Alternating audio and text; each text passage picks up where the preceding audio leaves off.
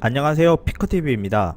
G20 회의에서 주최국 일본은 공정한 무역을 강조하였지만 G20 종료 후 아베 총리는 곧바로 한국의 경제 보복 조치를 강행하였습니다. 어떠한 분야에서 어떻게 보복을 하였고 일본 반응은 어떠한지 알아보았습니다. 일본 경제산업성은 7월 4일부터 한국의 반도체 제조 등에 필요한 화학 제품의 수출 관리를 강화한다고 발표하였습니다. 대상은 TV와 스마트폰 디스플레이에 쓰이는 불화폴리이드미드와 반도체 제조 공정에서 꼭 필요한 재료인 리지스트 그리고 고순도 불화수소 총 3가지 재료인데요. 이 재료들은 삼성과 LG에서 가장 많이 사용하는데 이러한 제재를 하면 원활한 재료 수급이 어렵게 되어 업체들은 큰 타격을 받을 수밖에 없습니다. 일각에서는 화웨이 제재의 10배에 달하는 충격이라고 전하고 있는데요.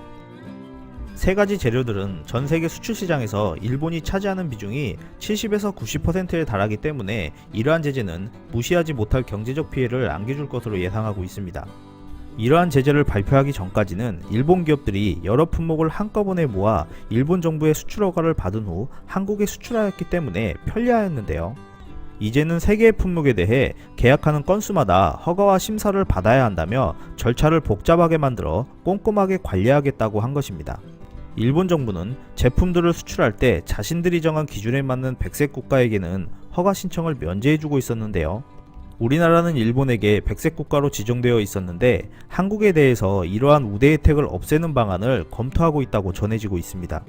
일본 요미우리 신문 또한 일본 정부가 이러한 물품들에 대해 기본적으로 수출 허가를 하지 않겠다는 방침으로 사실상 금수 조치가 될 것이다 라고 보도하였습니다.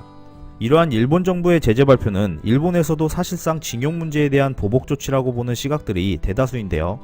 일본 정부는 첨단 소재에 대한 안전 보장을 목적으로 한 수출 관리로 징용 문제에 대한 보복도 아니고 자유무역에 역행하는 것도 아니라고 언급하였지만 예전부터 일본은 한국에 압류된 일본 기업 자산이 매각될 경우 이에 대응할 것이라고 밝혀왔었기 때문에 이번 발표는 사실상 보복 조치이고 7월에 있을 참의원 선거를 앞둔 퍼포먼스라는 발언들이 나오고 있습니다.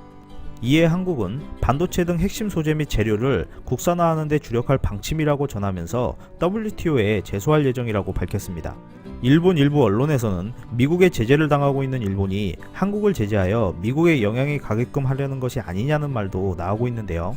실제로 애플이나 델과 같은 미국 업체들에게도 피해가 가는 건 사실이기 때문에 미중 무역전쟁이 휴전인 상황에서 일본이 다시 불을 지피는 것이 아니냐는 이야기가 나오고 있습니다. 또한 일본에서는 그렇지 않아도 정부 부채가 GDP 대비 240%에 달해 재정이 파탄날 위기인데 이러한 제재를 가하면 일본 기업들의 타격도 불가피할 것으로 보인다며 한국에게 국산 비중 확대라는 기회를 제공해 일본에 대려 자충수라는 우려 섞인 목소리들이 나오고 있습니다. 끝까지 시청해주셔서 감사합니다. 구독, 좋아요 부탁드립니다.